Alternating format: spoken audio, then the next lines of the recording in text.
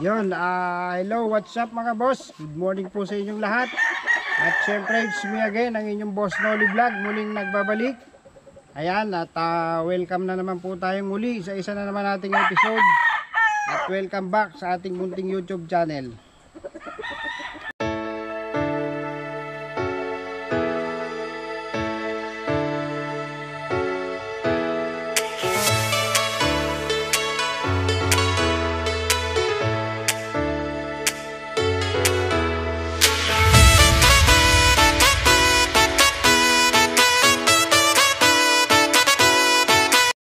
Yun, isang mapagpalang araw na namang muli sa inyong lahat mga boss. So, kamusta po tayong lahat?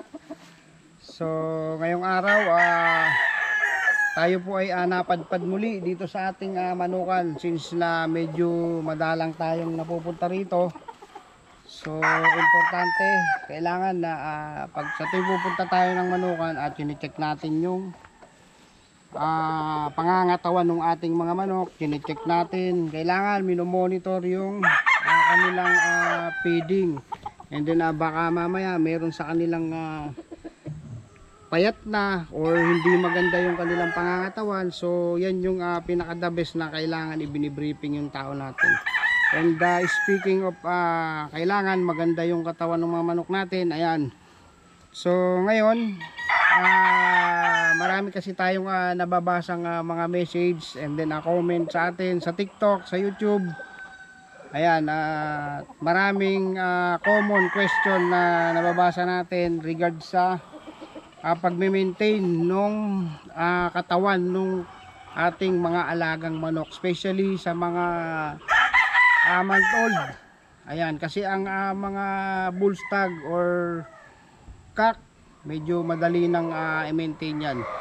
So ngayon gagawa tayo ng content para makapagbigay tayo ng konting tip na naway makatulong ito dun sa mga bagong nagtatanong sa atin. Ayan, so papaano nga ba mami-maintain o papaano yung tamang pagpapabuka ng katawan ng ating mga manok. So mga boss, ituturo ko sa inyo, ibibigay ko lang yung aking sistema. Ito naman po ay based dun sa aking system. Ayan, hindi ko po sinasabi na sundan nyo, pwedeng hindi, pwede rin sundan, wala namang mawala. So sa atin, ito lang yung sistema natin dito sa ating farm. So sasabihin ko sa inyo, so bahala na kayo at i-comment nyo.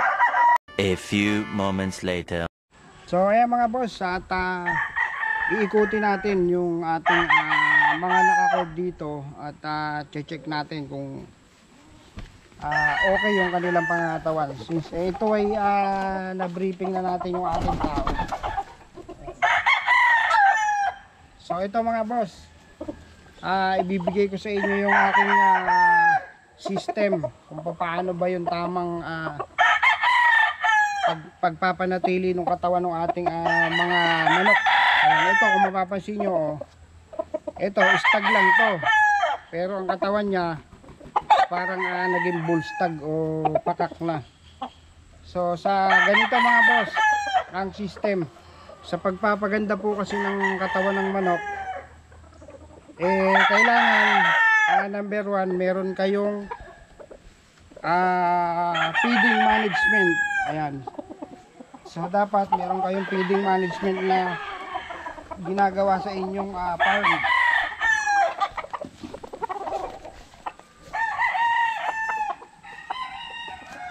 So hindi po pwede yung yan, so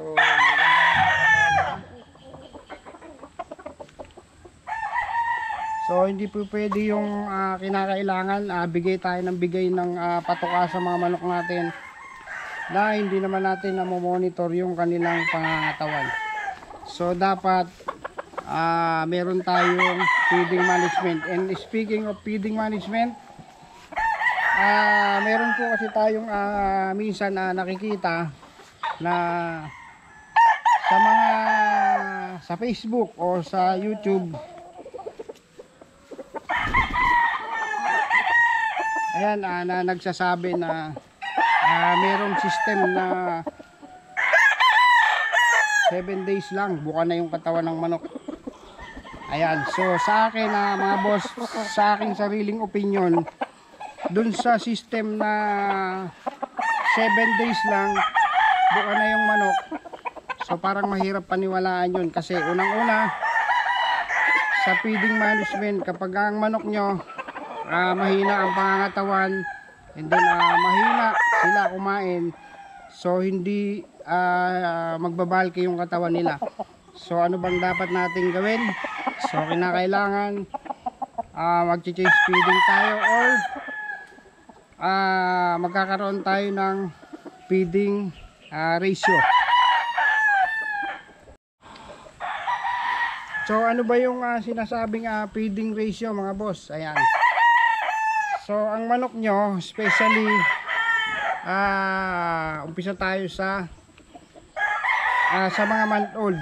So ayan, sa pagpapabukan ng katawan ng manok mga boss, yung mapapanatili nyo yung magandang pangangatawan ng manok nyo, unang-una dapat sa breeding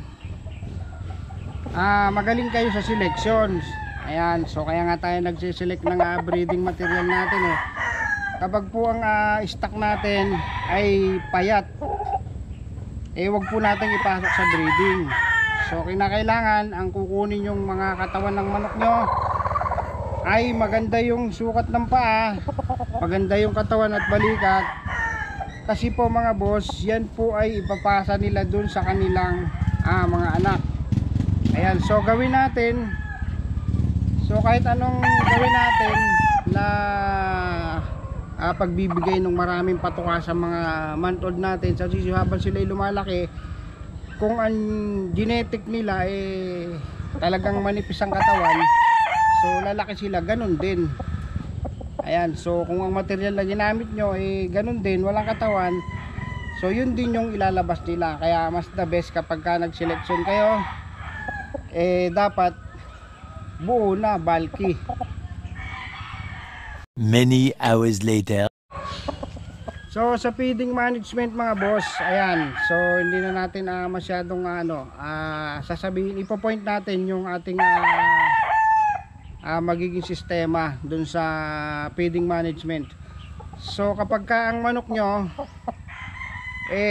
gusto nyo palakihin yung katawan nila, so dapat magkaroon kayo ng gradual na feeding intake. So ano ba yung ibig sabihin nun? So ganito mga boss, wag na wag nyong gagawin sa mga manok nyo yung magbababad kayo ng patuka sa kanila. Bago nyo sila gustong pabukahin yung kanilang pangangatawan, so mag-start muna kayo sa preparation, or ano bang tawag dito? Magsimula kayo sa priming. Ayan, so paano ba ginagawa ang priming? Siguro naman hindi naman lingid sa inyo yan. So mag-start kayo sa 0. So kinakailangan purgahin nyo yung manok nyo, paliguan at i-bacterial flushing. So pag-aralan nyo yung kanilang feeding intake. Ayan, so kagaya nga nung unang sinabi ko, so dapat wag nyo silang pabayaan na merong tinitira na patuka sa kanilang patukaan. So kung example, kung binibigay yung patuka sa kanila is 35 to 40 grams, so kapag binigyan nyo sila ng patuka at hindi nila inubos, bawas. And then the following day at hindi rin nila naubos, bawas, hanggang sa matuto silang mag-ubos ng patuka. So doon naman kasi sa, lalo na kapag kayo ay nag change feeding, ayan mga boss. So ito yung isa sa pinaka importante sa lahat. Kapag kasi sa atin marami kasing kapag ayaw bumuka yung katawan ng manok, kung ano-ano yung additives na hinahalo, kung ano-ano yung minimix, so hindi po nakukuha dun yon. Ang pagpapabuka ng katawan ng manok hindi po nakukuha sa mabilisan, so gradual lang po yan. Kaya sa pagbibigay ng patuka dapat gradual lang po. wag nyo silang masyadong bibiglain ng bigay ng patuka. Dahil ang paglaki ng katawan ng manok, hindi po yan nakukuha sa padamihan ng bigay ng patuka. Nasa feeding intake po ng manok yan. Doon yun nakukuha. Ang manok nyo, kahit bigyan nyo ng maraming patuka yan, kung hindi naman kumakain, useless lang din po yan. So ayan mga boss, so lipat naman tayo dito sa ating range. Ayan, so kagaya nung unang sinabi ko, dun sa mga month old na pinapalaki nyo, so kinakailangan kapag nagbigay kayo ng feeding intake sa kanila, dapat gradual lang. Huwag kayo magbigay ng sobrang maraming masyado na hindi naman nila inuubos. Yun yung isa sa mga cause kung bakit ang manok natin hindi sila tumataba, hindi bumubuka yung katawan nila, kasi nga nauumay na sila sa patuka na ibinibigay nyo.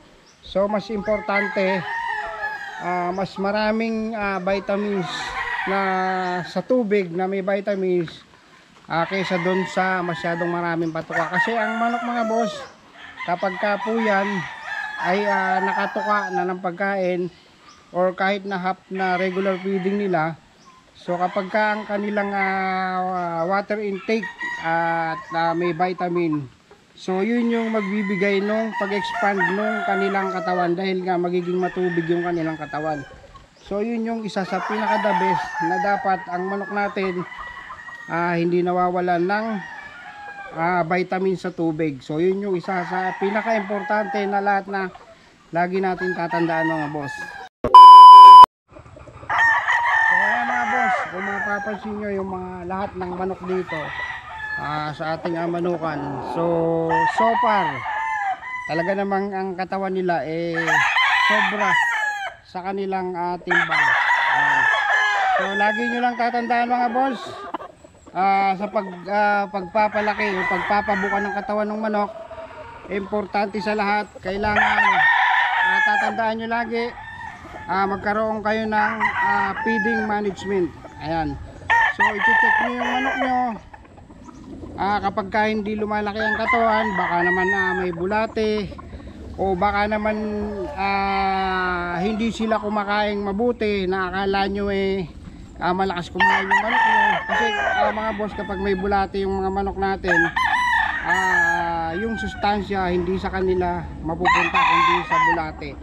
So ang technique lang dyan mga boss, kapag para mas gusto nyo na gumanda yung katawan ng manok nyo dun sa feeding management, huwag kayo magbigay ng sobra-sobra.